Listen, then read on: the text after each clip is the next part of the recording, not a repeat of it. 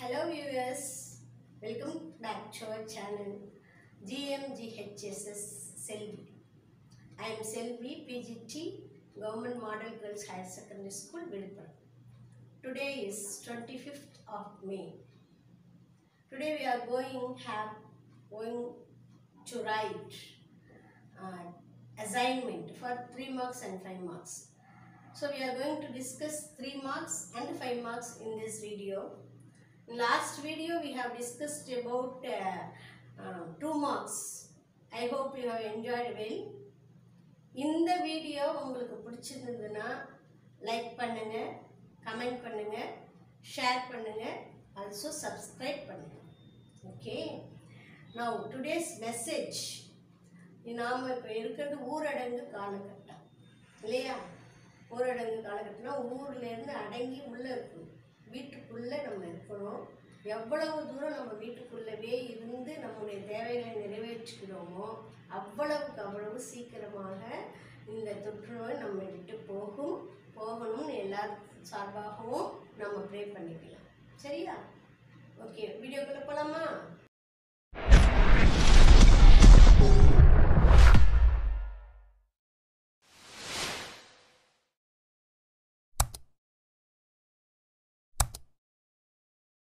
Right. 3 marks. 3 marks னு சொல்லும்போது 31 ல இருந்து 40 வரைக்கும் 90 marks question paperல question number 31 ல இருந்து 40 வரைக்கும் 3 mark questions. அத மூணு பிரிவா பிரிச்சிருக்காங்க. 31 to 33 வந்து ERC. நமக்கு ERC னா நல்லா தெரியும் இல்லையா? Explain with reference to context.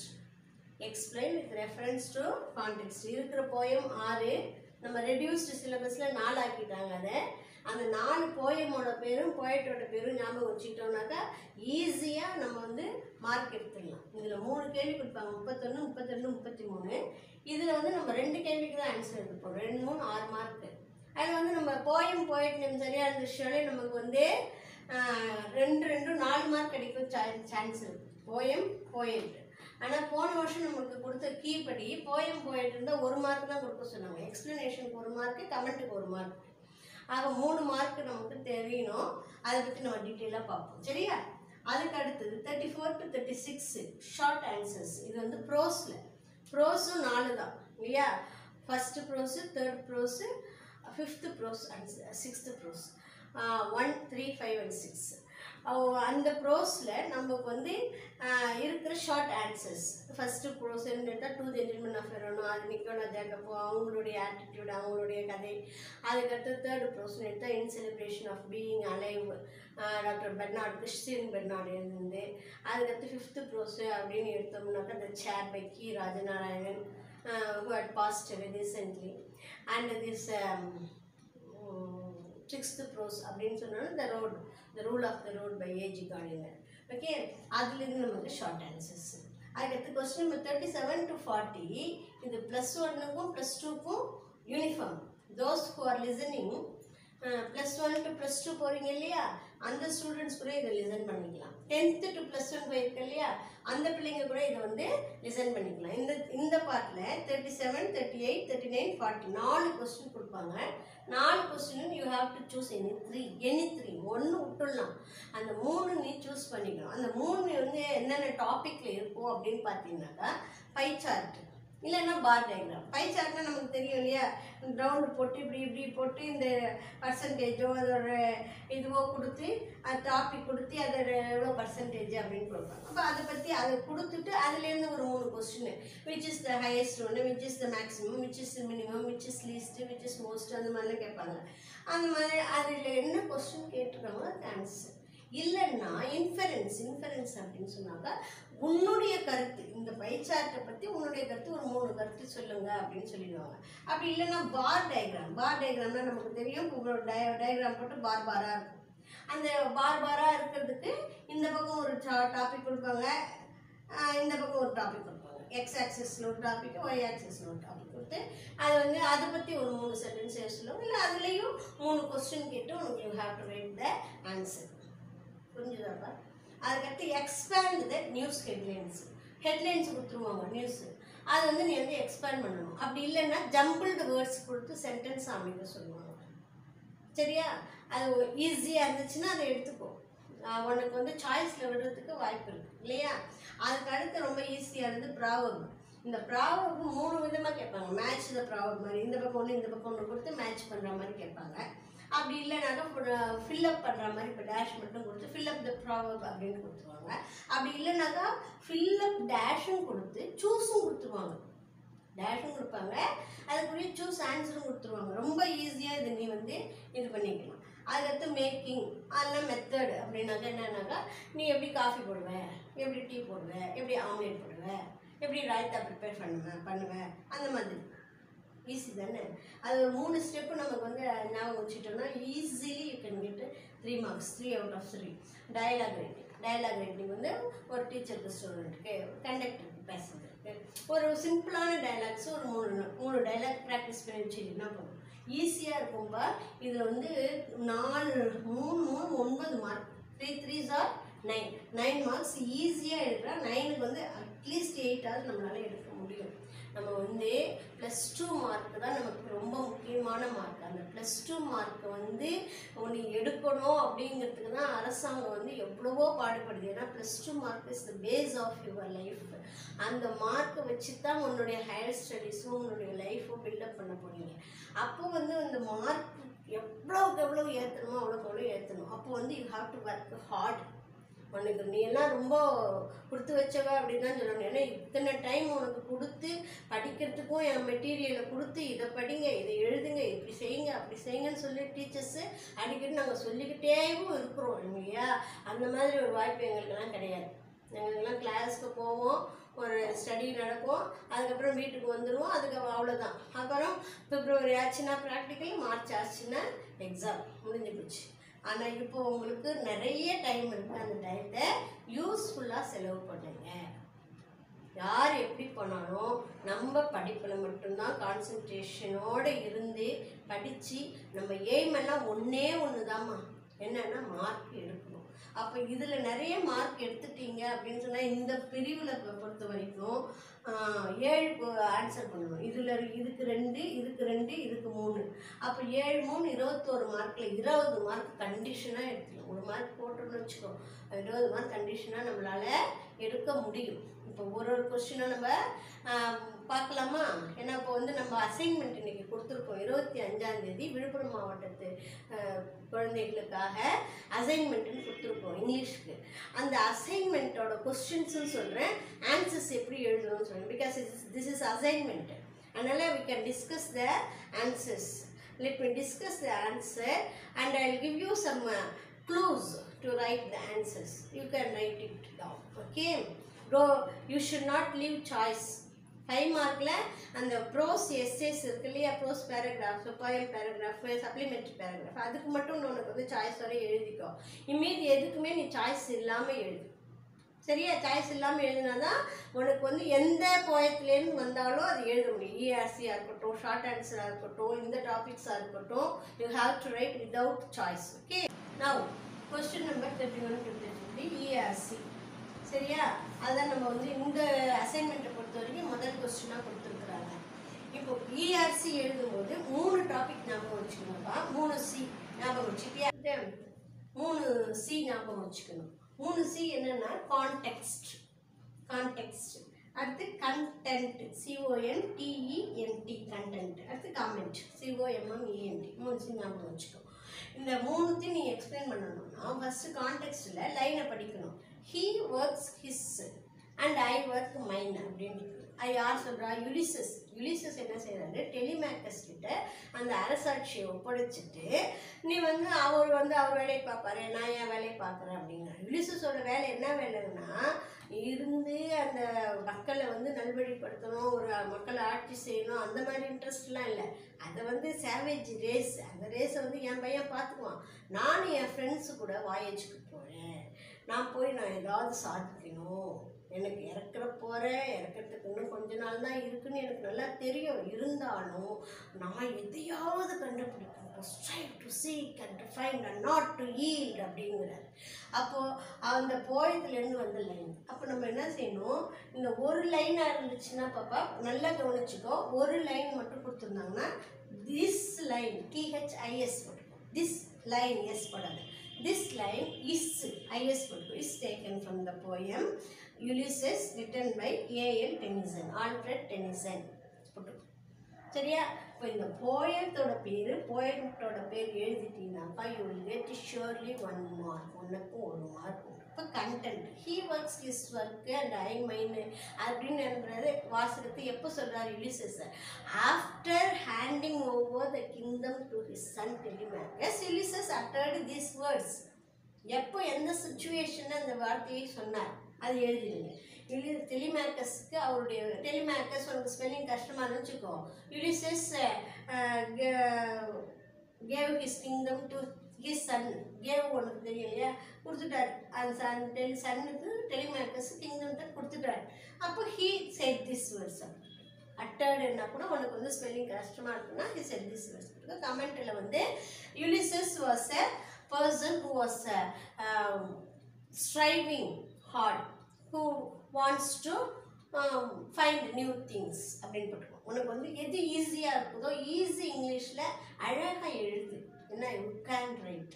Okay, ரெண்டாவது கொஸ்டின் பார்த்தீங்கன்னாக்கா whining school bye walking like a snail unwillingly to school இருக்குது. அது நமக்கு நல்லா தெரியும், வில்லியம் ஷேக்ஸ்பியரோட போயம். அப்போ 2 லைன் கொடுத்துக்கிறாங்க பாரு. ஆனால் these lines are taken from the poem all the world's a stage written by William Shakespeare. உனக்கு 1 மார்க் கிடச்சிருச்சு. சரியா? அதுக்கடுத்து கண்டென்ட்டில் என்ன எழுதுவ? He explains 7 stages of man. 7 stage சொல்கிறாரு. இந்த second stage is the stage of school boy. while explaining 7 stages, the second stage is the school boy. போட்டுக்கோ. இல்லைன்னா the poet explains 7 stages. School boy stage is second one. அப்படி போட்டுக்கோ. சரியா? அப்போ எப்படி போகிறாங்க ஸ்கூலுக்கு? அப்படியே வேகமாக போகிறாரு இல்லை, whining unwillingly like a snail. ஸ்னெயில்னா நத்த மாதிரி மெல்லமாக போகிறாரு அப்படின்ட்டு. கமெண்ட்டில் வந்து Shakespeare explains other stages also அப்படின்னு போட்டு எது பண்ணாலும் உனக்கு வந்து உனக்கு என்ன மனசில் தோணுதோ அது போட்டுக்கோ. This line is very impressive, inspiratory, எப்படி வேணாலும் போட்டுக்கலாம். I like this line, I like this line, இல்லைனா these lines, I like these lines. முடிஞ்சிச்சு. கமெண்ட்டில் எதையாவது ஒன்று போட்டு, ஆனால் பேக் அண்ட் மட்டும் விட்டுடாது.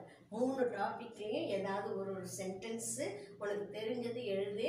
நான் யூஸ்வலாக கண்டென்ட்டுக்கு என்ன சொல்லுவேன் அப்படின்னு சொன்னாக்கா, அந்த போயம் லைன் கொடுத்துருக்காங்க இல்லையா கொஸ்டின் பேப்பரில், அதையே நீ எக்ஸ்பிளைன் பண்ணி எழுதிடு அப்படின்னு சொல்லிடு.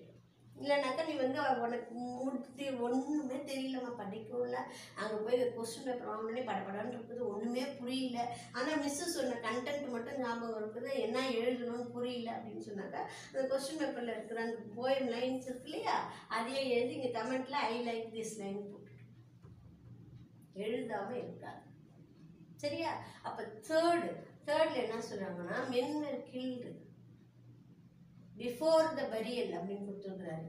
அவர் வந்து இவர் எதை சொல்கிறார் அப்படின்னு சொன்னால், இந்த கார்ல் ஆகஸ்ட் சாண்ட்பர்க் அப்படிங்கிறவரு a father to his Sun.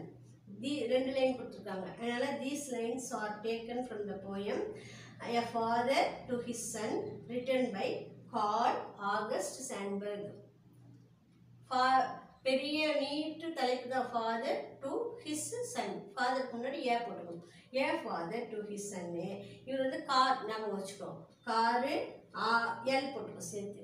August மாதம், June July August. Sand burger ஞாபகம் வச்சுக்கோ, சாண்டு போட்டு பர்கரோட நிறுத்து. அதுதான் அவரோட பேர், அந்த போயட்டோட பேர், கார்ல் ஆகஸ்ட் சாண்ட்பர்க். கண்டென்ட் என்ன சொல்கிறாருனாக்கா, பணம் வச்சிருக்கிறவங்க எல்லாருமே வந்து பணத்தை காப்பாற்றணும் அப்படின்னு சொல்லி தூங்கவே மாட்டாங்க. They are dead before the burial. அவங்க பரியலுக்கு முன்னாடியே அவங்க வந்து எத்தனை தடவை இறந்து போகிறாங்கன்றது நமக்கு தெரியும். Tell him too much money has killed him men and left them dead years before burial. பரியல்னா இறந்தால் புதைப்பாங்க இல்லையா, அந்த புதைக்கிறதுக்கு பல வருடங்களுக்கு முன்னாலேயே they are and left them dead. அந்த மணி வந்து தே மேக் தெம் டெட், அவங்கள இறந்தவங்களுக்கு சமானமாக ஆக்கி விட்டுக்கலாம். டெல்லிங் டூ மச் மணி, நிறைய வாழ்க்கைக்கு பணம் தேவை, பணம் மட்டுமே வாழ்க்கை இல்லை. நம்ம பசிக்குதுன்னா தட்டில் வந்து சாப்பாட்டுக்கு மேலே பணத்தை போட்டு அப்படி இப்படி சாப்பிட முடியும். சரியா? 5 ரூபாய் நோட்டு சாப்பிட்றதுக்கு, 500 ரூபாய் நோட்டு தொட்டுக்கிறதுக்கு, அந்த மாதிரிலாம் நம்மளால செய்ய முடியாது. நமக்கு எவ்வளவு பணம் வேண்டுமோ வாழ்வதற்கு பொருள் வேண்டும், வாழ்வதிலும் பொருள் வேண்டும், நமக்கு தெரியும் இல்லையா? அதனால் இந்த கண்டென்ட்டில் நம்ம என்ன எழுத போகிறோம்னா, men should not go behind money. Then if men go behind money, that money will kill men. Okay, comment. Yes, before burial means before their natural death. Before their natural death. Comment அப்படின்னு சொன்னாங்க. I like these lines. These lines show that we should not go after money. We should not go after money. இப்போ அடுத்த செக்ஷனுக்கு போகலாம். ERC முடிச்சிட்டோம். இப்போ அடுத்த section வந்து short answers. You have to answer shortly. 3 marks. ஒரு ஆன்சருக்கும் 3 பாயிண்ட்ஸ் இருந்தால் போதும். 3 கொஸ்டின் கேட்பாங்க. And you have to choose any 2 இந்த எக்ஸாமினேஷன்.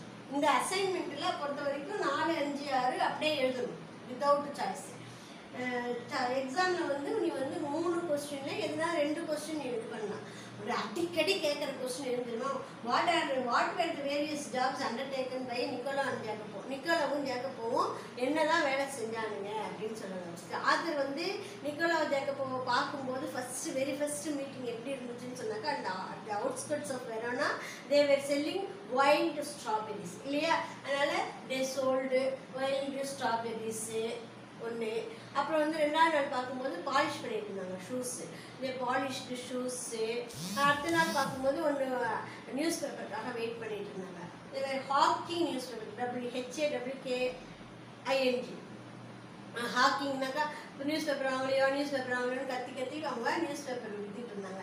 ரன்னிங் எராண்ட்ஸ் அப்படின்னு சொல்லி போய் சிகரெட் வாங்கிட்டு வாங்க, இந்த கடைக்கு போய் அந்த இதை வாங்கிட்டு வாங்க, இங்கே போய் அந்த கம்மு இருந்தால் வாங்கிட்டு வாங்க அப்படி சொல்கிறது வந்து ரன்னிங் எராண்ட்ஸ் அப்படின்னு சொல்லுவாங்க. RUNNING எராண்ட்ஸ்னாக்கா ERRANDS ரன்னிங் எராண்ட்ஸ். அப்படி அப்புறம் என்னென்ன வேலை செஞ்சாங்க அவங்க வந்து they helped the other, they were the guides for the tourist வரவங்களுக்கு கைட்ஸ், அந்த ஜூலியட் டூம்லாம் எடுத்துகிட்டு போய் காட்டினாங்க இல்லையா, அப்படிலாம் சொல்லுவாங்க. அதனால இதில் எதாவது 3 எழுதுங்க போதும். Selling wild strawberries, hawking newspapers, polishing shoes. உனக்கு இது 3 பாயிண்ட் வந்துருச்சு. எதுவுமே தெரியலன்னா அப்படி சொல்கிறேன். இல்லைனாக்கா you have to write all the jobs various jobs undertaken by Nicola and Jacob. Second question என்னன்னாக்கா, describe the liberty as perceived by the author. Author சொல்கிறப்படி லிபர்ட்டின்னா என்னன்னாக்கா, liberty is not a personal affair. அது அவர் முதல்ல stress பண்ணுறது. அது அந்த ஓல்டு லேடி வந்து she was walking along the middle of the ரோடில் ஏம்மா இங்கே வந்து ரோடு நடுவில் நடக்கிறீங்க அப்படின்னு ஒருத்தங்க கேட்டதுக்கு, அது என்னோட liberty, I have liberty to walk anywhere I like அப்படின்றாங்க. ஏன்னா வந்து அவங்க ரோடில் நடுவில் போனதுனால என்னாச்சுன்னா டிராஃபிக் ஜாம் ஆயிடுச்சு. அதை பற்றி அந்த அம்மா கவலைப்படலை. அதுதான் ஃபஸ்ட்டே ஆரம்பிச்சுன்னா பர்சனல் லிபர்ட்டிங்கிறது வந்து not only the personal affair. Liberty வந்து we have liberty to walk anyway we like. ஆனால் வந்து நல்ல டிராஃபிக்கான ரோட்டில் போய் நடுவில் நடக்கிறது லிபர்ட்டி கிடையாது. It is not a personal affair alone. Personal affair மட்டும் கிடையாது. It has a social commitment. என்னுடைய கையை வீசி நான் நடப்பது என்னுடைய சுதந்திரம். என்னுடைய கை அடுத்தவனுடைய மூக்கை தொடக்கூடாது. சரியா? அது லிபர்ட்டி கிடையாது. அதில் சோஷியல் கமிட்மெண்ட் இருக்குது. we should not interfere in others' liberty. our liberty should not disturb others' liberty. நம்முடைய லிபர்ட்டி, நம்முடைய சுதந்திரம் அடுத்தவனுடைய சுதந்திரத்தை பாதிப்பதாக இருக்கக்கூடாது. 3 பாயிண்ட் எழுதிக்கோங்க. Liberty is not a personal affair. It has a social commitment and we should not, our personal liberty, individual liberty should not affect the others' liberty. சேர் கதையில் வந்து ராஜநாராயணன் என்ன சொல்கிறாருனாங்க, அந்த வீட்டில் சேரே இல்லை, சப்ஜெக்ட் வீட்டுக்கு வந்தாரா, முக்காலி போட்டாங்களா, முக்காலியில் அவர் உட்காந்து உட்காந்து கையை கீழே வச்சு விழுந்த உடனே என்னாச்சுன்னா வீட்டு பிள்ளைகள்லாம் சிரிப்பு அடக்கவே முடியல. அப்புறமா அவங்க வந்து ஒரு விருந்தாடிலாம் வந்தால் ஒரு போடுறதுக்கு சேர் இல்லையே, சேர் செய்யறதுக்கு தச்சனுங்க பார்க்கலான்னா கூட ஒரு மாடல் சேர் கூட இந்த ஊரில் இல்லையே, அந்த காலம் அப்படின்னு சொல்லிட்டு அவங்க என்ன பண்ணுறாங்க, பக்கத்து ஊரில் தச்சனுக்கிட்ட சொல்லி ஒரு சேர் செஞ்சு கொண்டுட்டு வராங்க. எந்த மரத்தில் செய்யலான்னு டிஸ்கஸ் பண்ணுறாங்க. அதெல்லாம் முடிஞ்சிட்டு இவங்க வந்து ரெண்டு சேர் செய்கிறாங்க. யாருக்குனாக்கா இவங்களுக்காக ஒன்றும், அவங்களுடைய மாமனாருக்காக ஒன்றும். One chair for their house and another chair for their மாமனார்ஸ் ஹவுஸ். மாமனாஸ் அப்படின்னு தான் சொல்கிறாங்க அந்த லெசன்லேயே. மாமனாஸ், MAMANAAR, மாமனார்ஸ்க்காகவும் போட்டுருக்காங்க. அந்த ரெண்டு சேரும் லுக்டு அலைக் அப்படின்னு சொன்னாக்கா ரெண்டும் ஒரே மாதிரி இருக்கு. எப்படி இருக்குன்னா ராம லக்ஷ்மணன் மாதிரி இருக்கு. சேர் வந்து ரெண்டு சேர், ஒரு சேர் இவங்க வீட்டுக்கும் அடுத்த சேர் அவங்க இன்னொருத்தவங்க மாமனார் வீட்டுக்கு செஞ்சதும் ரெண்டு சேருமே ஒரே மாதிரி இருந்ததாக why were the chairs compared to Rama Lakshmana. Chair ஏன் ராமா லக்ஷ்மணா சொல்லணும், ரெண்டு சேரும் ஒன்று பார்த்தா அப்படியே அடுத்தது இருக்குது. ராம லக்ஷ்மணன் ஒரே போல இருப்பாங்க, அதே போல ராமலட்சுமணன் மாதிரி ஒத்துமையாக ஒரே மாதிரி இருந்துச்சு அப்படின்னு சொல்லிட்டு சேர் லுக்டு அலைக்கு இந்த வார்த்தை இருந்துச்சுனாலே ஒரு 8 மார்க். இந்த லுக்டு அலைக்கு, the color of the chair, the shape of the chair, சரியா, size of the chair, everything was alike. சரியா, we can see the next topic அப்படின்னு சொன்னாங்க. உங்களுக்கு வந்து பை சார்ட் கொடுத்துருக்காங்க. அந்த பை சார்ட் வந்து நம்ம பார்க்கலாமா? now coming to next question, 7வது question, பை சார்ட் கொஸ்டின் கொடுத்துருக்குறாங்க. ஒரு 100% சம்பளம் வருது, சேலரி. இது வந்து சேலரி. இந்த சேலரியில் எவ்வளோ பர்சன்டேஜ் எந்தெந்த ஐட்டத்துக்கு செலவு பண்ணுறாங்க கொஸ்டின் பேப்பரில் கிளியராக இருக்குமா? ரெண்ட், இது RENT, rent, food, education, miscellaneous, savings. சரியா, அப்போ இந்த சம்பளம்னு ஒன்று வாங்கினாக்கா அதில் நம்ம ஃபஸ்ட்டு எடுத்து வைக்கிறது சேவிங்ஸாக இருக்கும். சரியா, அந்த சேவிங்ஸ் வந்து நாளைக்கு எதனாவது நமக்கு ஒரு ஹார்ட் டைம்ஸ் வந்துச்சுன்னா it would help us in the rainy days அப்படின்னு சொன்னாக்கா மழை நாள் இல்லை, நம்முடைய கஷ்ட காலத்தில் நமக்கு வரும். அதுக்கு அடுத்தது ஃபுட்டுக்காக செலவு பண்ணணும், கல்விக்காக செலவு பண்ணணும், வாடகைக்காக செலவு பண்ணணும். இவன் இது மிஸ்லேனியஸ் அப்படிங்கிறது மீதி ஐட்டம். நம்ம வந்து ஒரு ஆஸ்பத்திரிக்கு போகிறதோ ஒரு புடவை வாங்குறதோ அந்த மாதிரி ஐட்டத்துக்கு ஒரு 15% இருக்கிறாங்க. சரியா, அப்போ எவ்வளோ பணம் இருக்கோ அதுக்குரிய பர்சன்டேஜ் தான் இங்கே கொடுத்துருக்குறாங்க. இந்த பை சார்ட்லேருந்து நம்ம இதை தான் தெரிஞ்சுக்கணும். இந்த இடத்துல என்ன இருக்குனாக்கா இந்த நம்பர் போட்டு, நம்பருக்கு நேராக கோடு போட்டுருக்காங்க, கோடுக்கு நேராக பாக்ஸாக போட்டுருக்குறாங்க. இப்போ இதுலேருந்து ஒரு 3 இன்ஃபரன்ஸ் ஒன்று எழுதுறாங்க. 3 சென்டென்ஸ்னால் நிறைய எது இருக்குன்னு பார்த்துக்குவோம். நிறைய வந்து ஃபுட்டுக்கு இருக்குது. அதனால் more money is spend on food முடிஞ்சு. மோர்னா நிறைய மணி ஸ்பெண்ட் ஆன் ஃபுட்டுக்காக செலவு பண்ணாங்க. அதுக்கு சேவிங்ஸ் வர எத்தனை percentage? 15. They save 15% of salary. Savings இருக்குது, 15% சேவ் பண்ணுறாங்க. அதுக்கடுத்து 20 ஒரே மாதிரி இருக்கு பாரு, 20. அதனால் 20% plus 20% is spend on rent and education respectively. அதெல்லாம் போட்டிங்கன்னா உனக்கு ஒரு கொஞ்சம் ஸ்டைலாக இருக்கும், வார்த்தைகள்லாம் கொஞ்சம் நல்லா இருக்கவே உனக்கு ஃபுல் மார்க். அப்படி திருத்துறப்போ வந்து டீச்சருக்கு இம்ப்ரெசிவாக இருக்கும். டீச்சர் இம்ப்ரெஸ் பண்ணணும்ல, இம்ப்ரெஸ் பண்ணாக்கா நம்மளுக்கு கரெக்ட் பண்ணாங்கன்னா ஃபுல் மார்க்கு அவனுக்கு வந்து வர்றதுக்கு வாய்ப்பு இருக்குது. இப்போ இந்த மாதிரிலாம் எழுதவே தெரியாது, இங்கிலீஷே கொஞ்சம் கஷ்டம், என்ன பண்ணலாம் அப்படின்னு சொன்னாக்கா rent and education are same, miscellaneous and savings are same. SAME தெரியும் இல்லையா, சேம்.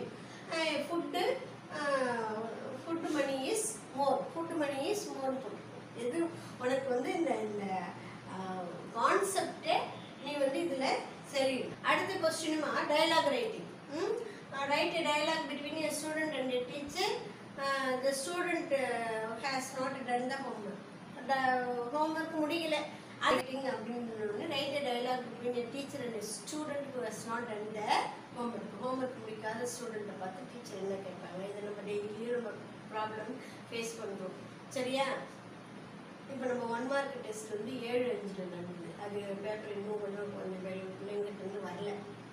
அடுத்து 18-5 2 மார்க் நடந்தது, அதுவும் வரல. இன்னைக்கு வந்து 25-5. இன்னைக்கு 3 மார்க் டிஸ்கஸ் பண்ணுறோம். நாளை வரைக்கும் டைம் கொடுத்துருக்குறோம். ஆனால் வந்து எத்தனை பிள்ளைங்க கொடுப்பாங்கன்னு தெரியல. 90% கொடுத்துருவாங்க. அந்த 10% பிள்ளைங்க எதாவது ஒரு சாக்கு சொல்லுவாங்க இல்லையா. அந்த சாக்கு என்னன்னு உனக்கும் தெரியும், மற்ற பிள்ளைங்களுக்கும் தெரியும். இப்போ student not finish my homework, teacher. ஏன்னா இது வந்து 3 மார்க் புரியுது. 3 மார்க்னாக்கா 3 செட் இருக்கணும். Student teacher student teacher student teacher தான். நீ ஃபர்ஸ்ட் டீச்சர்னு கூட ஆரம்பிக்கலாம். டீச்சர் வந்து Suresh where is your homework அப்படின்னு கூட கேட்கலாம். சரியா? I could not finish my homework teacher அப்படின்னு. டீச்சர் ஒய் அப்படின்னு. ஒய்னா ஏன், ஒய்னா ஏன் அப்படின்னு. ஸ்டூடெண்ட் வந்து தெர் வாஸ் பவர் கட்டு. யூஸ்வலாக சொல்கிறது தான், எங்கள் வீட்டில் கரண்ட் இல்லை அதனால் தேர் வாஸ் நோ கரண்ட்னு சொல்லக்கூடாது. கரண்ட்டுங்கிறது வந்து சுழல். பவர் கட் அப்படின்னு சொல்லுவோம். கரெக்ட் வார்த்தை வந்து power cut. There was power cut at our home அப்படின்னு சொல்லலாம். சரியா? அந்த டீச்சர் சொல்கிறாங்க, what are you doing in the morning, what are you doing in the morning. இது டேஷ். நான் ஃபுல்லும் எழுதல, ஃபுல் ஆன்சரும் எழுதல, உனக்கு ப்ரூவ் தான் கொடுத்துருக்குறேன். வாட் ஆர் யூ டூயிங் இந்த மார்னிங். சரி, காலையில் எழுதிருக்கலாம்ல, எல்லாருமே அப்படி தான் கேட்பாங்க. காலையில் என்ன பண்ணுவேன்னாக்கா ஐ ஹேட் டு குக். நான் வந்து சமைக்க வேண்டியது, நான் தான் சமையல் செஞ்சேன். அவன் நீ ஒன்றுமே செய்ய மாட்டேன், வேலை எனக்கு தெரியும், இருந்தாலும் நீ இந்த காரணம் சொல்லு. உன் டீச்சருக்கு வேறு வழி கிடையாது இல்லையா? உன்னை வந்து அன்பால் தான் திருத்தணும். அதனால் okay, do it before this evening. இன்னைக்கு சாயங்காலம் வரைக்கும் உனக்கு ஒரு டைம் தரேன், அதுக்குள்ளே எழுதுவாங்க. சாயங்காலமும் நீ எழுதுலன்னா 2 times எழுதுன்னு சொல்லுவாங்க மிஸ், வேறு ஒன்றும் சொல்ல மாட்டாங்க. Dialogue writing over. We will get 3 marks. Next question, ma'am. Write any 3 precautionary methods to prevent from COVID. நம்ம வந்து கோவிட்லேருந்து நம்ம ப்ரிவென்ட் பண்ணிக்கணும்னா என்னென்ன மெத்தடு, அது அடிக்கடி டிவியில் சொல்லிகிட்டே இருக்கிறாங்க இல்லையா? வீட்டுக்குள்ளேயே இருங்க, வீட்டுக்குள்ளேயே இருங்க, மாஸ்க்கை போடுங்க, கையை கழுவுங்க, என்ன வாஷ் ஹேண்ட்ஸு, கை கழுவுனா வாஷ் ஹேண்ட்ஸு, மாஸ்க் போடுங்கன்னா வேர் மாஸ்க்கு, WEAR வேர் மாஸ்க்கு. அப்புறம் வந்து டிஸ்டன்ஸ் மெயின்டைன் பண்ணுங்க. டிஸ்டன்ஸ், அது என்ன டிஸ்டன்ஸ்? நம்ம சொல்கிறாங்களா 1 hour டிஸ்டன்ஸ் இல்லைங்கன்றே இல்லை. அவங்களுக்கு ஸ்கூல் வைக்கலைன்னா ஏன் வைக்கல, எல்லாம் பக்கத்தில் உட்காந்துருப்பீங்க. மிஸ் இப்படி இருக்காங்களான்னு பார்த்துட்டே இருப்பீங்க. அவன் அந்த பக்கம் திரும்பின உடனே நம்ம போய் ஃப்ரெண்டு பக்கத்தில் நம்ம கொடுங்கோல் ஆட்சியாளர்கள் மாதிரி ஃப்ரெண்டு பக்கத்துலேயே உட்கார விட மாட்டாங்க மிஸ்ஸு நினச்சிட்டு இருக்கிறேன். அது உங்களுடைய நன்மைக்கு தான் இல்லையா? You have to maintain distance. அதுக்கடுத்தது வந்து இப்போது ஊரடங்குங்கிறதுனால you have to stay at home. வேறு வழியே கிடையாது. சரியா? முதல் வழி அதுதான். ஏன் அப்படி சொல்கிறாங்கன்னாக்கா, இந்த கிருமி ஆகப்பட்டது வெளியில் போனால் ஒருத்தர் பரவும். வீட்டுக்குள்ளேயே இருந்தால் நம்ம உடம்புக்குள்ளேயே இப்போ எனக்கே இருந்துச்சுன்னு வச்சுக்குவேன், 14 நாள் நான் தனியாக இங்கேயே இருந்துட்டேன்னாக்கா என்னோடய போயிடுவேன். நான் வந்து வேறு இடத்துக்கு போய் வேறு யாரையாவது தொட்டு, வேறு எந்த பொருளையாவது தொட்டு அது அடுத்தவங்களுக்கு பரவி அது அடுத்தவங்களுக்கு போகும். We should not be the carriers. So we have to maintain some precautionary methods. அந்த மெத்தட்ஸ் இன்னும் 3 எழுத சொல்கிறாங்க. நான் ஒரு 5 எழுதியிருக்கேன். நீ ஏதாவது 3 எழுதி, உனக்கு இதில் எது ஈஸியாக இருக்குதோ அது எழுதிக்கோ. சரியா? Stay at home. ஹோம்னா வீடு. ஹோமுக்கு ஹவுஸுக்கு என்ன வித்தியாசம்? ஹவுஸ் அப்படிங்கிறது it is made up of cement and bricks. Home is made up of love and affection. Okay, stay at home. ஹோமில் இருங்க. Maintain social distance. Social distance maintain பண்ணுங்கள்.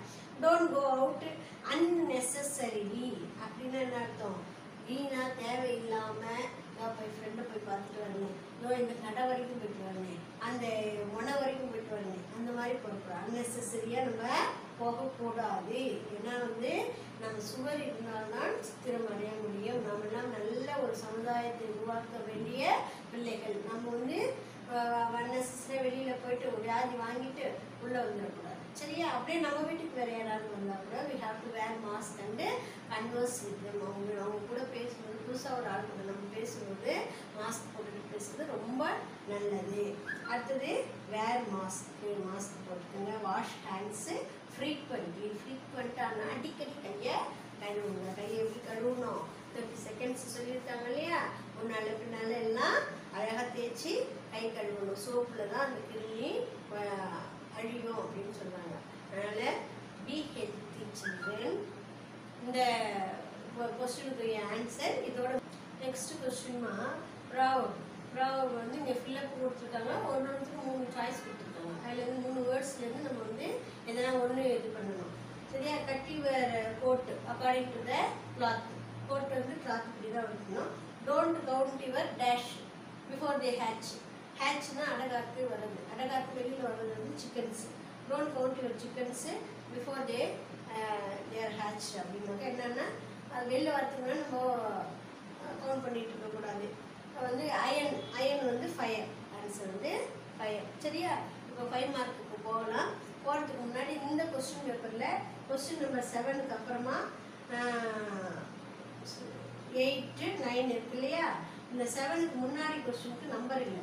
அதனால் நீங்கள் வந்து அதை வெறும் சீன் போட்டு பண்ணுங்க. சி ரோமன்லேருந்து ஆரம்பிச்சிருக்காங்க. அதனால் நான் சீன் போட்டு அந்த பார் டயக்ராம் கொஸ்டின் சொன்னேன்ல, அது பார் டயக்ராமு, இது வந்து டயலாகு, இது வந்து ப்ரிப்பரேட்டரி மெத்தடு, இது வந்து ப்ராப்ளம். சரியா? இது எல்லாமே நீ எழுதி ஆகணுமா? ஆமா. 5 மார்க் 5 மார்க் கொஸ்டின் பொறுத்த வரைக்கும் 90 மார்க் கொஸ்டின் பேப்பரில் 41, 42, 43, 44, 45, 46, 47, 7 35 மார்க் இருக்கு. நல்லா கவனிச்சுக்கோ. 41வது கொஸ்டின் ப்ரோஸ். அதில் வந்து ஐதர் ஆர் டைப் தான். ஒரு கொஸ்டின்லையும் 2 கேட்பாங்க, இது அல்லது அது.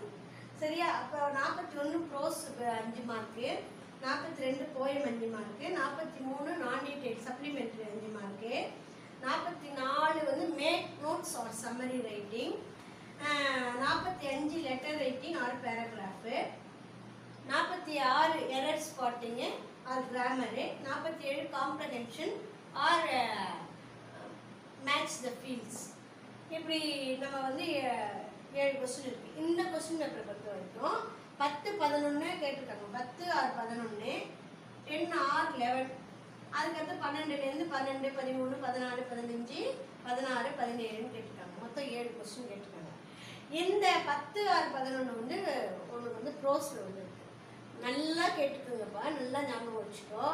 41வது கொஸ்டினுக்கு நீ வந்து 90 மார்க்ஸில் எழுத போகிறீங்க பப்ளிக் எக்ஸாமுக்கு. 2 ஜென்டில்மென் ஆஃப் வெரோனா, அது படிச்சுக்கோ. 2 ஜென்டில்மென் ஆஃப் வெரோனா. இப்போ 42வது கொஸ்டினுக்கு பொயட்ரி கொஸ்டினுக்கு இப்போ நீ எழுதும்போது கூட அசைன்மெண்ட்டு கூட 2 ஜென்டில்மென் ஆஃப் வெரோனா எழுதுனா போதும். 10 ஆர் 11ல் 11th கொஸ்டினுக்கு மட்டும் எழுதுனா போதும். அடுத்து 12th கொஸ்டின் பொறுத்த வரைக்கும் அவர் கேஷுரினா ட்ரீ, அவர் கேஷுரினா ட்ரீ என்ன போதும். 13th கொஸ்டின் பொறுத்த வரைக்கும் God sees the truth but waits, God sees the truth but waits. நீ வந்து வேணும்னா கூடுதலாக அதுக்கு அடுத்த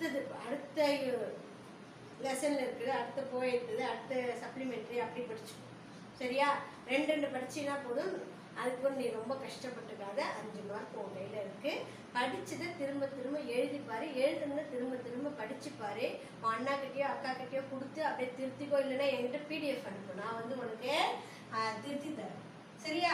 14th இது வந்து சம்மரி ஆர் மேக் நோட்ஸ் இல்லையா? மேக் நோட்ஸ் நம்ம பார்த்தோம். இந்த பெரிய பேராகிராஃபை 3ஆக பிரித்து 3 டைட்டில் சப்டைட்டில். சரியா? அப்புறம் ஒரு ஹெட்டிங்கு 3 சப்டைட்டிலு, ஒரு சப்டைட்டிலுக்கும் 3 சப்டைட்டில், ஒரு சப்டைட்டிலுக்கும் 3 சப்டைட்டில் கொடுக்கும். இது பேர் தான் மேக் நோட்ஸ்.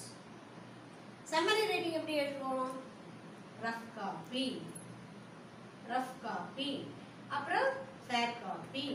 ஃபேர் காப்பி கொடுத்த உடனே டாபிக் ஒன்று கொடுத்துக்கணும். ரஃப் காப்பி வந்து இது கொடுக்கப்பட்டுள்ள அந்த கொஸ்டின் பேப்பர் இருக்கு இல்லையா, அந்த பேராகிராஃபோட சின்னதாக இருக்கணும்.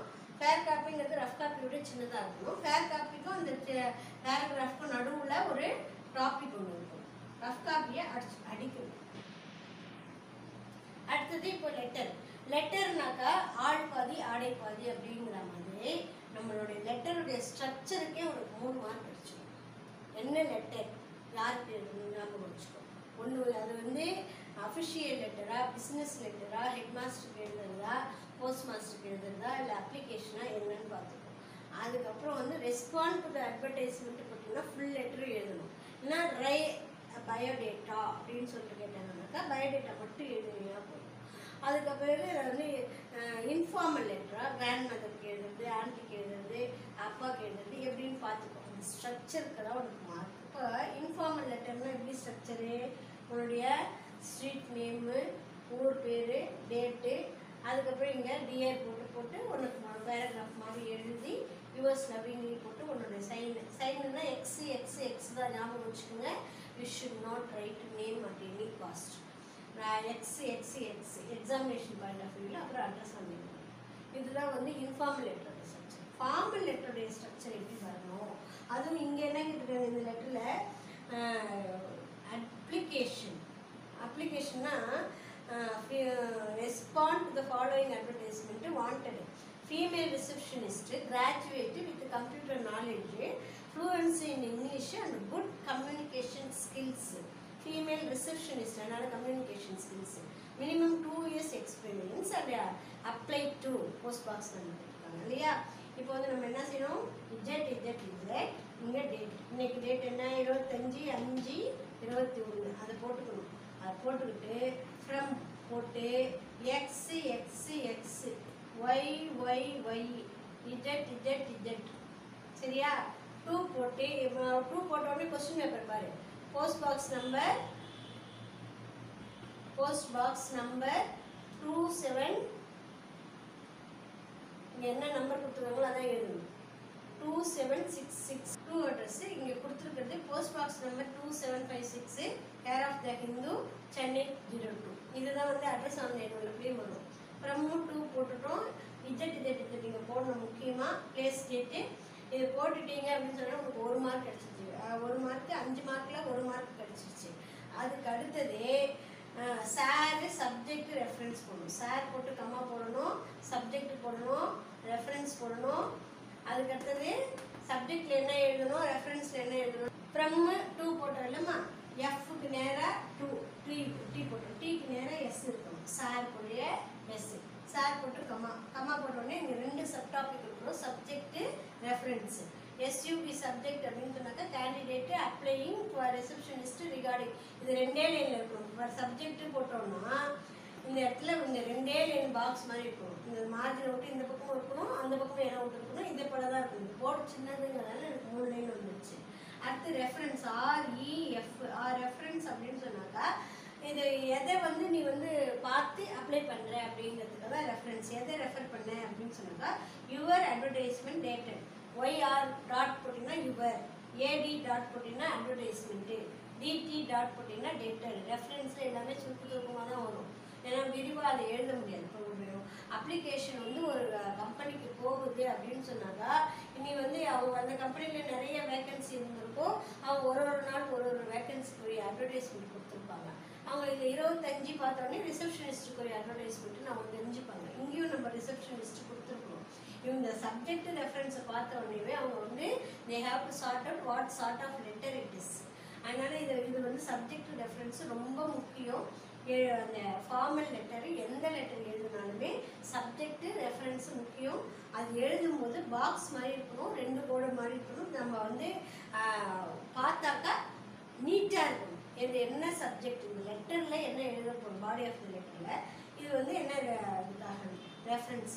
இது ரொம்ப ரொம்ப முக்கியமான பகுதி. சரியா. Next we will go to body of the letter. அடுத்தது body of the letter. Body of the லெட்டரில் வந்து 2 சென்டென்ஸ் எழுதும் போது ரொம்ப வேண்டாம். வித் த அபவ் ரெஃபரன்ஸ், முன்னால் சொல்லப்பட்ட ரெஃபரன்ஸ் படி I would like to apply for the post of receptionist. இந்த போஸ்ட் வந்து மாறும். கொஸ்டின் பேப்பரு மாறும். எல்லா நேரத்துலையுமே ரிசப்ஷனிஸ்ட் இருக்காது. மீது எல்லாத்தையும் மனப்பாடம் பண்ணிக்கோ, இப்படியே இருக்கட்டும். அதுக்கு அடுத்தது I have enclosed my biodata here with. இந்த பயோடேட்டா மாறும். ஒரு சிலதில் வந்து கரிக்குலம் விட்டே அப்படின்னு கேட்பாங்க, ஒரு சிலதில் ரெஸ்யூமே அப்படின்னு கேட்பாங்க. அதனால் பயோடேட்டாவா ரெஸ்யூமேவா மாறும். சரியா. நம்ம கொஸ்டின் பேப்பரில் பயோடேட்டான்னு சொல்லியோ கரிக்குலம் விட்டேன்னு சொல்லியோ ரெஸ்யூமேன்னு சொல்லியோ எதுவுமே கேட்கல, அப்ளை டூன்னு தான் கொடுத்துருக்காங்க. இருந்தாலும் நம்ம பயோடேட்டா எழுதணும். சரியா. பயோடேட்டா அப்படின்னு மட்டும் போட்டுட்டு அதில் ஒரு 7 பர்டிகுலர்ஸ் ஒன்றை பற்றி இருக்கணும். 7ங்கிறது மினிமம், மேக்ஸிமம் ஒரு 10 இருக்குல்ல, அதுக்கு மேலே போயிடாது. ஏன்னா ஒரு சிலர் எழுதுனாங்கன்னா 15 பக்கத்துக்கு ஒரு லெட்டரே எழுதுறாங்க. அந்த கரெக்ட் பண்ணுறது ரொம்ப கஷ்டம். டீச்சர்ஸ்க்கு கோவம் வந்துடும், எரிச்சல் வந்துடும். சரியா.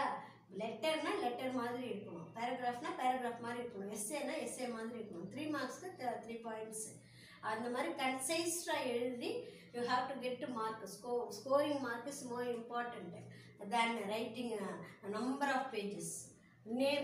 Name, father's name, age, date of birth, sex, nationality, education qualification, additional qualification, experience, expected salary, marital status எழுதி முடிச்சுக்கணும்.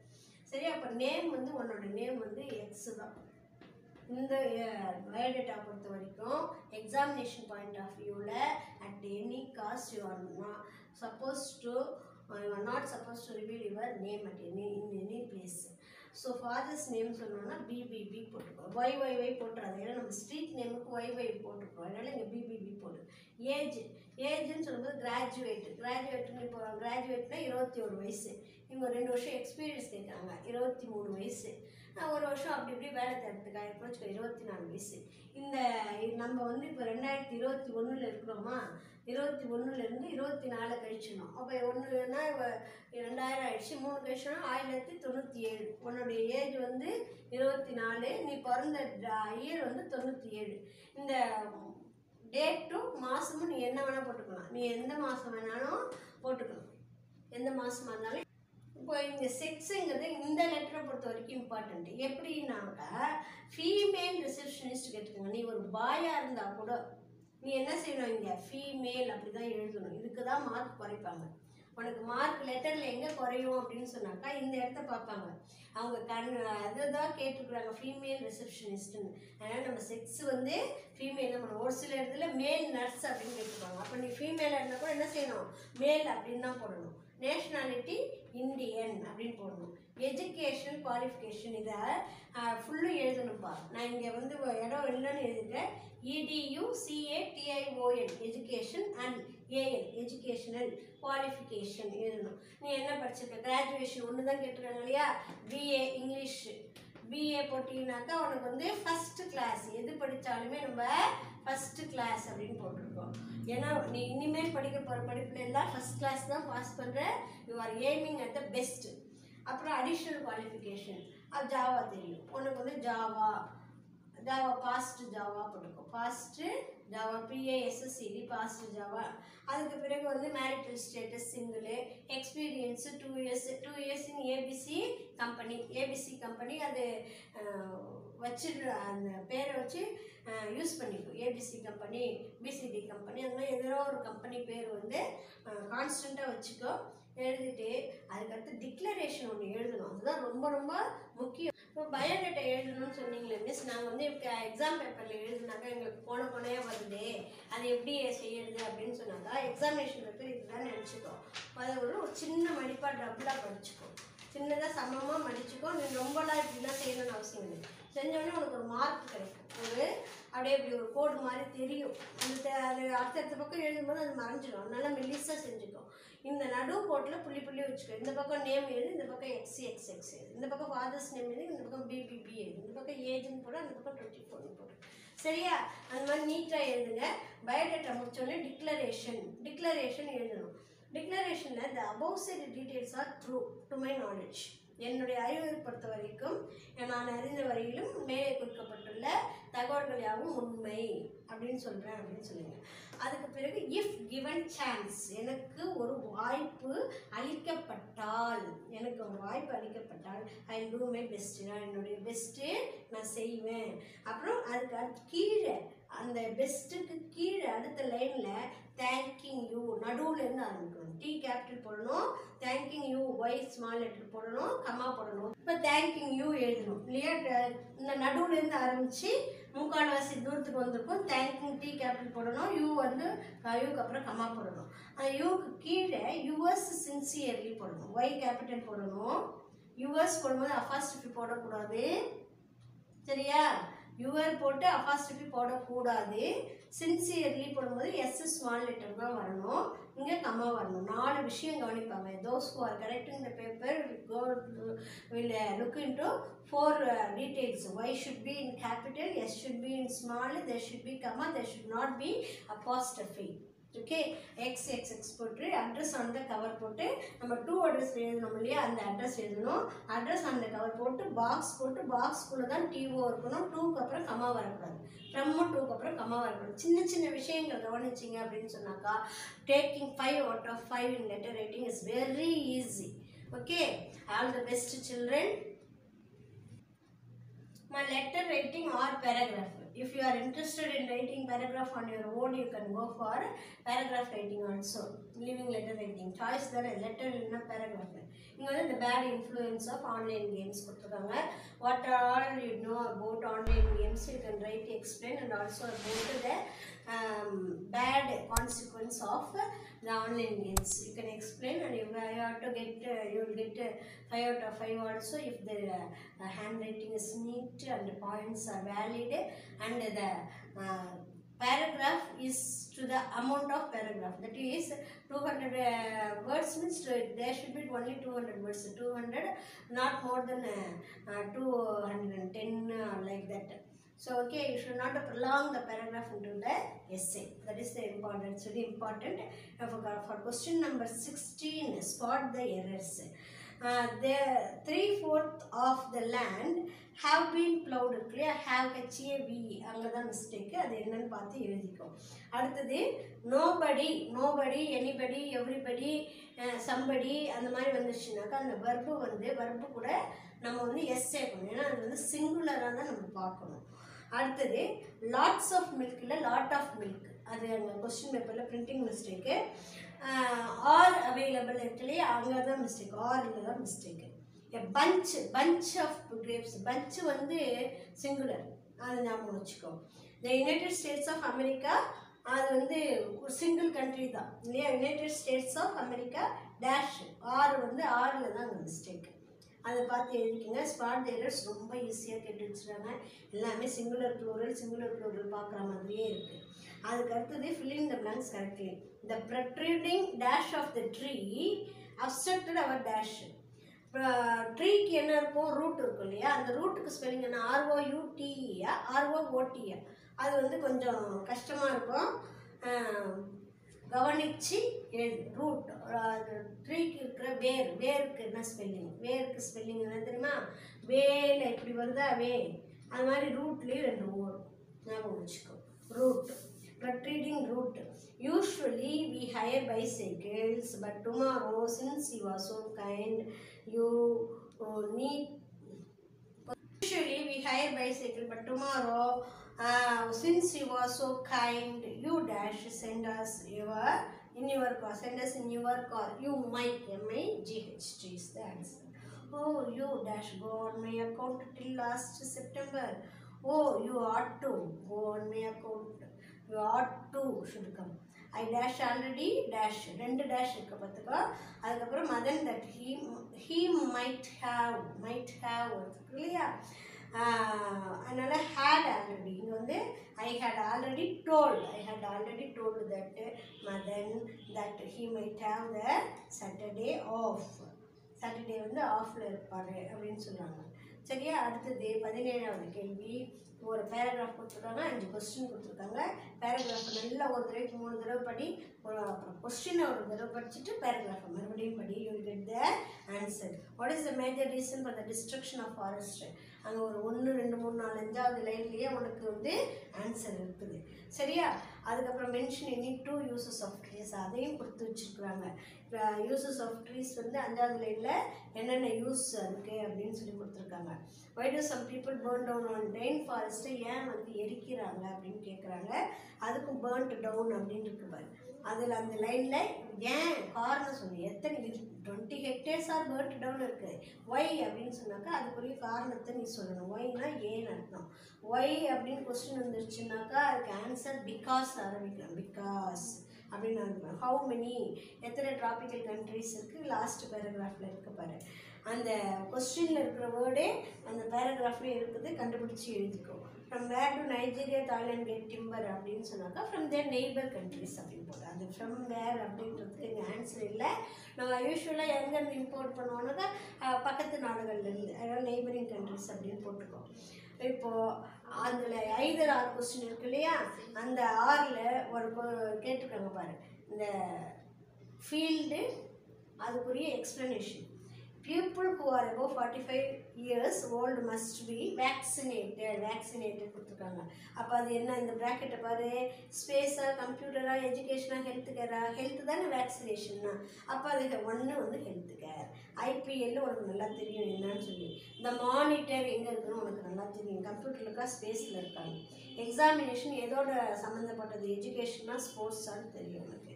அப்போ அந்த V2 மிசைல் என்னக்கா ஏவுகணை இதோட தொடர்புடையதுன்னு தெரியும் இல்லையா. You have to find out the answers and write down the answers and you have to get good mark and good luck children, good luck. Okay, thank you for வாட்சிங்.